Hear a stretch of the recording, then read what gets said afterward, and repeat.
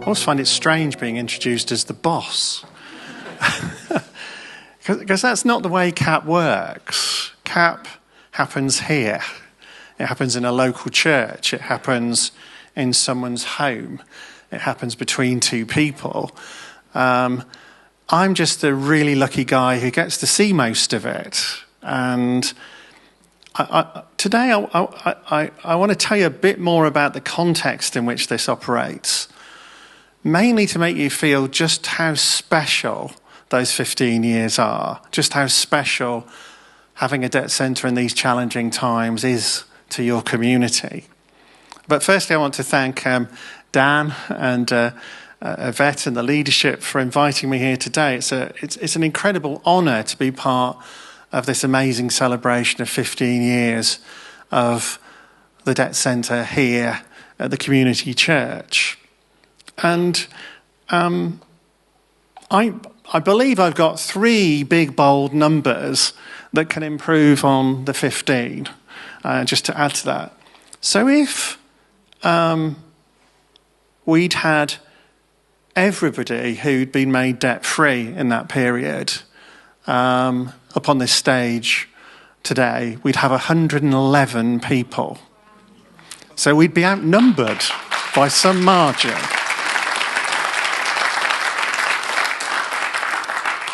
The debt relieved and paid off of those people is £1.6 million. And I want to think, I don't want you, 111 is too small a number. Think of the effect on people's children, on their parents, on their friends, on their loved ones.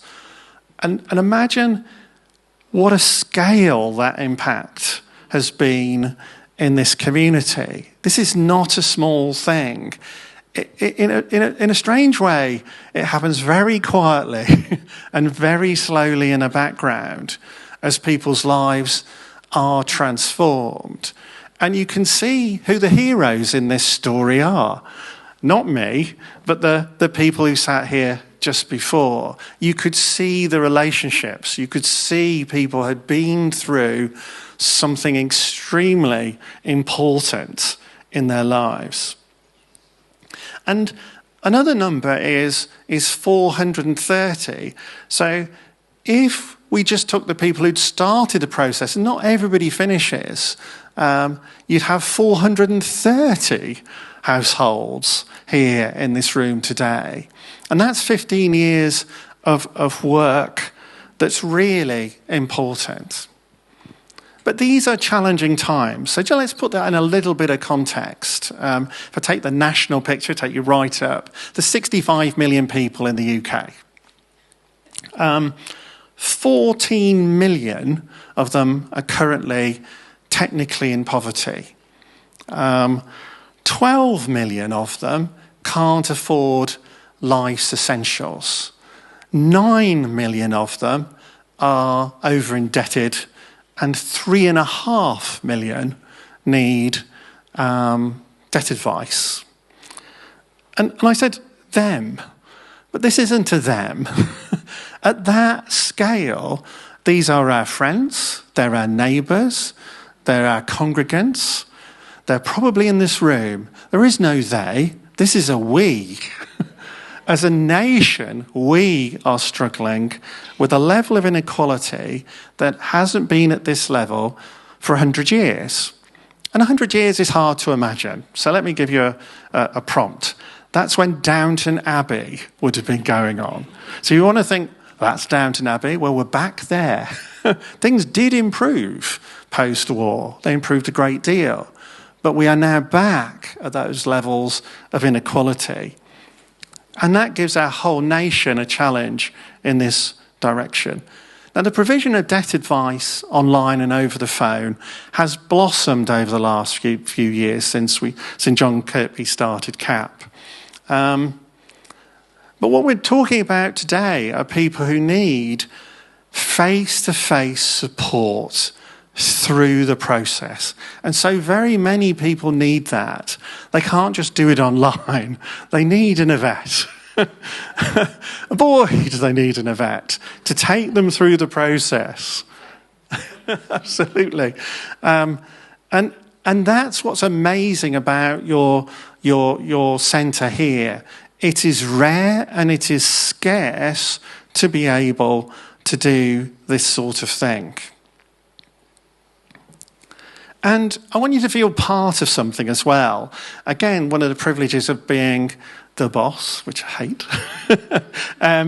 is that actually this church is part of a movement of 900 churches who are involved in CAP, who do money coaching, life skills, job clubs, and over 250 debt centres like the one you have here in similar communities across the whole of the UK.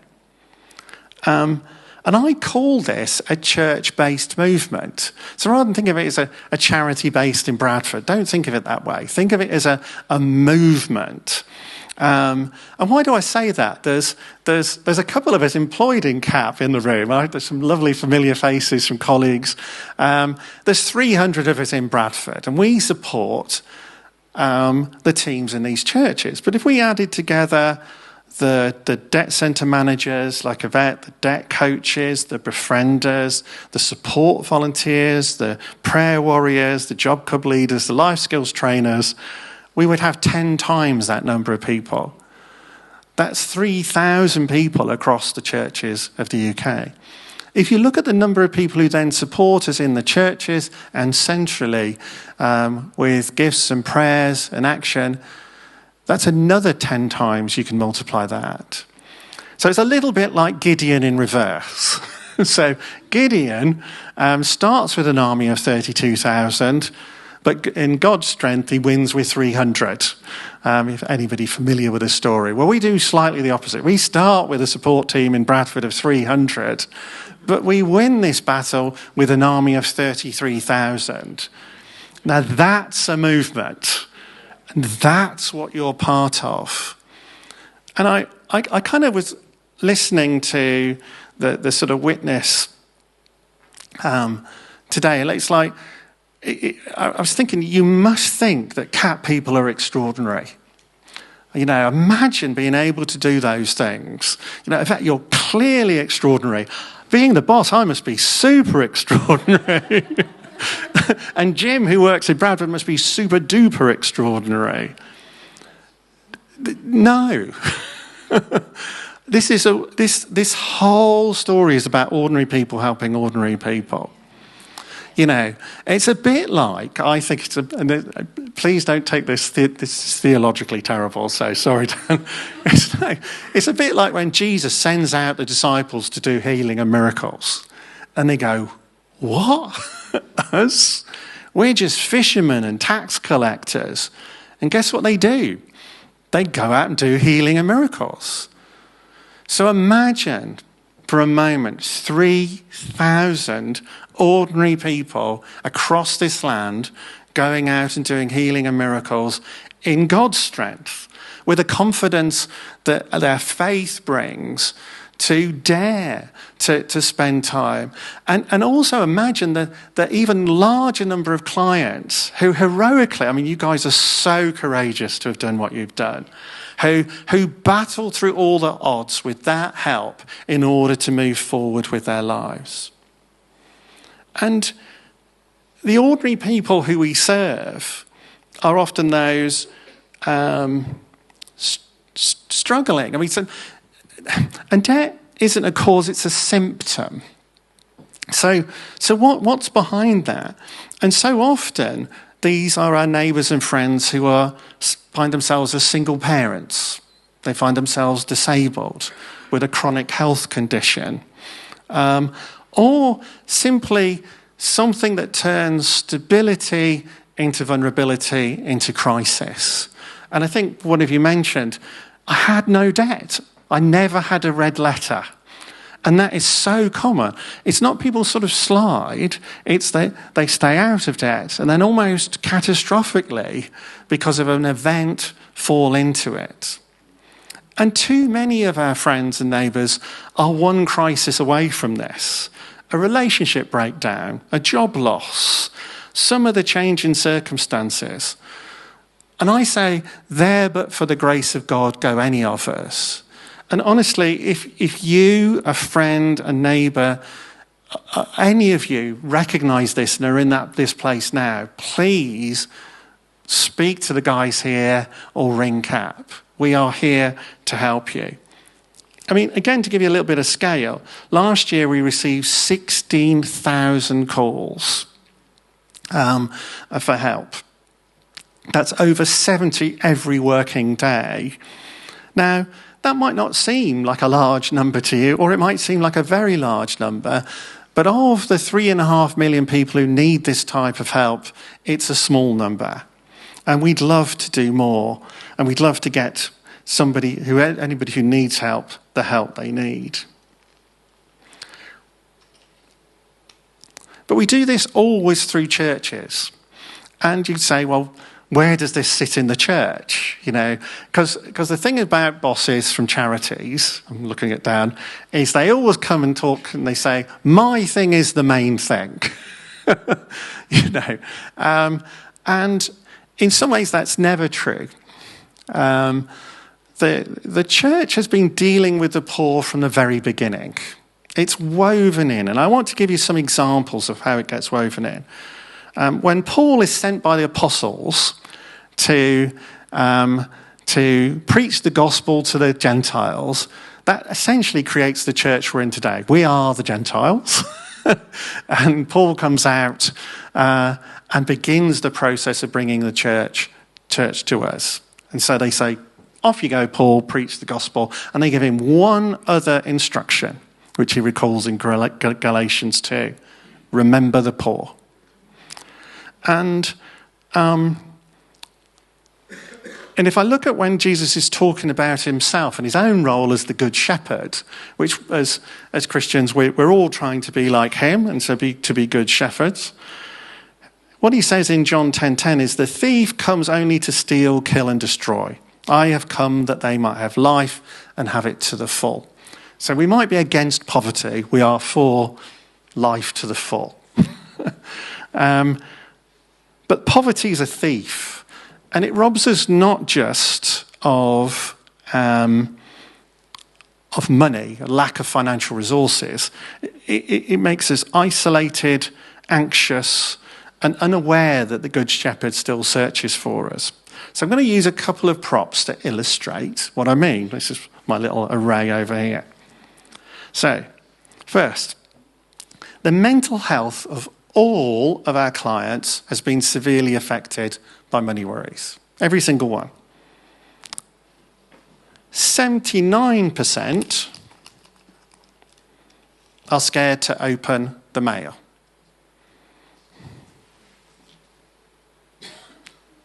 75% are scared to answer the phone. 61% are scared to open a door. Many of them hide when the doorbell rings or there's a knock. And just to illustrate that a little bit and get you to feel the weight of this and what it's like to sit at the moments that I know you've sat at, is most clients, 63%, wait a year before they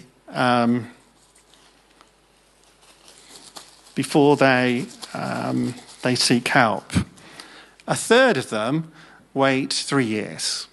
So just to illustrate that for a second, I'm just going to pick this up.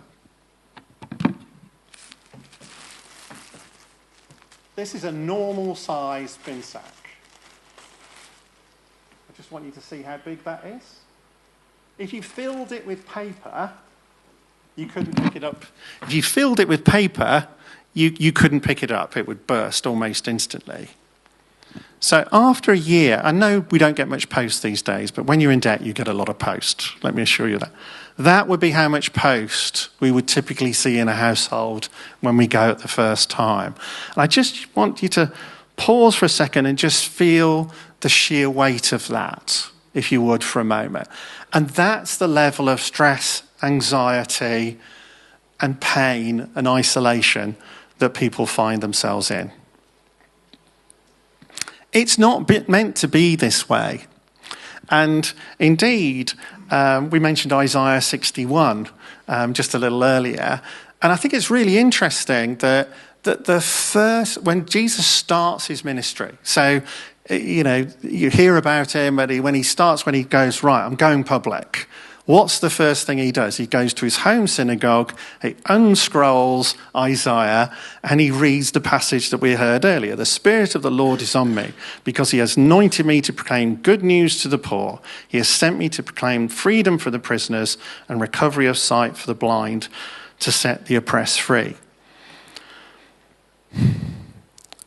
And that's how he starts his ministry. And he says, those words are fulfilled before you today. Well, if you think about the situation we're talking about here, are those who come through your debt centre, are they not poor? I believe they are. But also, can they not see a way forward at that particular point?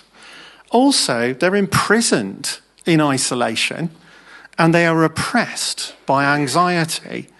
So as you do this work in your debt centre, you are fundamentally fulfilling Jesus' mission. And each home that a vet and her amazing team visit, they bring order where there is chaos, hope where there is anxiety, and community where there is isolation. And the warmth of the love of Jesus Christ into an invariably cold home. So let me bear witness that this is a transformative frontline mission, but it's one that we can all be part of. This is about ordinary people doing healing and miracles. And I tell you, what you will see done is beyond your worldly expectations. It's nothing short of truly remarkable.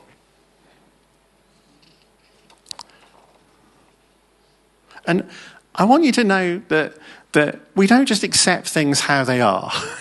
So why I say CAP happens here in churches and in debt centres, I want you to know that we talk to government ministers, local authorities, health authorities, government departments, constantly, because what we learn from our clients, that wisdom is so important to get to those who are making decisions. We really absolutely feel that we have to give voice to our clients. And that's why we have all these statistics and these numbers and everything else. It's not just to make ourselves feel good, but to actually influence policy. But whilst there is a gap in the provision of all of the services and social services that is out there, we feel that the church stands in the gap to fill with practical action and the hope of the gospel. Now, when I say that to some people, they say, but Jesus says, and he did say this, that you will always have the poor with you. And just to give you a passage, he says that in Matthew 26:11 at the beginning. The poor you will always have with you. But invariably, Jesus is quoting the Old Testament. And so I always go, well, let's go to the Old Testament that he's quoting, which is Deuteronomy 15:10-11. Sorry if this is getting a bit biblical and theological, but I think this is important. So what he's actually quoting from is a passage, and it's in the middle of this. Give generously to them, and do so without a grudging heart. Then because of this, your Lord God will bless you in all your work and everything you put your hand to. Then he says it. Then God says this. There will always be poor people in the land. Full stop. Therefore, I command you to be open-handed towards your fellow Israelites who are poor and needy in your land. So I think what we're seeing here is that this is woven right into the heart of our faith. It may not be the main thing, but it's so important. And what's important about it, and what Jesus, I think, is teaching us, is that we are changed by it as well. As I've started this work, I often say, and this is theologically terrible as well, Dan, sorry, it's like the Grinch, my heart has grown 3 sizes. This work changes you. That's why it's important. And that's why I would recommend to anybody to get involved. Be you in the front line as a befriender, as a support, in the back office, as a giver, as a prayer warrior. To witness this is life and heart changing. And just to summarise this, we've got a short video and then I'll conclude and I'll pass on to the service.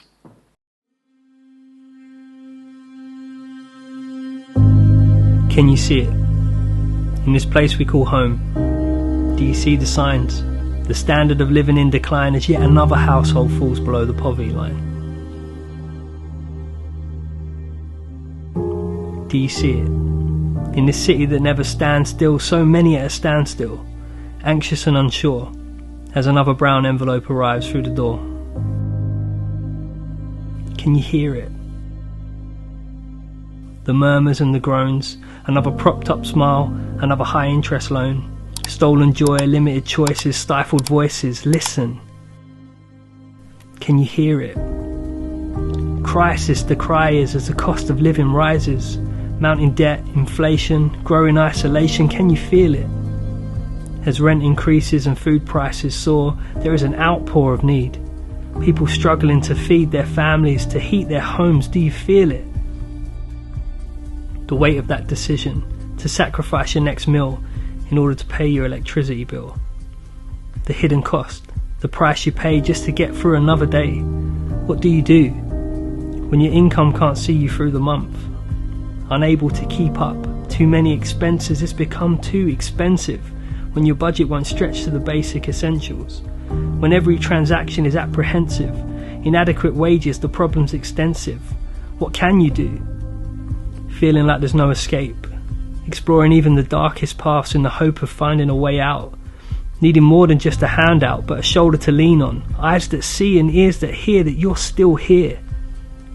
It's an epidemic. Cracked at the root, the problem's systemic. As the wealth divide grows ever wide, white-knuckled trying to hold on to both sides, trying to keep it together, something has to give. Tell me, is there a different way to live? Unsustainable budgets, expenses soaring, poverty arriving at new doors, your neighbour next door, your working poor, food bank queues like we've never seen before. How do we respond? Local authorities supported by charities, volunteers and staff rallying, united against what's financially challenging. Christians against poverty. Follow the call to see a life transformed and hope restored. A shift that brings a community healed. People drowning thrown a lifeline with an understanding of what's real. A compassion, a heart. A church not apart but united to bring these things that remain. Faith, hope, love. Christians against poverty. It's time to stand up and be counted. If not now, when? If not you, who?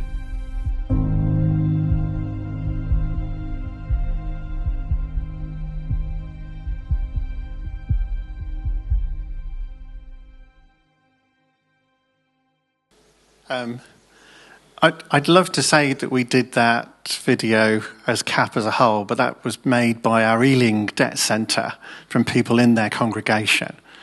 So that is one debt centre's speaking from the heart with some talented people. Today we celebrate 15 years of your debt centre. We join together as God's church to tackle local poverty. And the true heroes are in the room with us. Yvette, the volunteers, our clients, and yourselves for the support you give. That's the heroes of this story. And I just want you to hear just how precious this work is and just how precious it remains in these challenging times. Together we can strive to end poverty and bring life in all its fullness. We can be a church-based movement We can make a difference. And please hear me, volunteering isn't hard. We are all ordinary people, especially me. If you don't think you can do this, you're wrong. This is a heart-based ministry that I personally love. And I want to end with a blessing for our Lord at the end of the parable of the talents that's fitting for a 15-year journey. So this isn't me saying it, this is what I think the Lord is saying to you.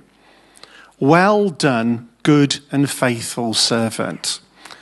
Most people stop there in the quote, but there's two other bits. You have been faithful with a few things, I will put you in charge of many things. God's a tough boss. If you do well, he gives you more to do. But here's the most important thing, the third piece. Come and share your master's happiness. There is nothing more satisfying than to see the heroes of this story, our clients, thrive and reach life in all its fullness. Thank you.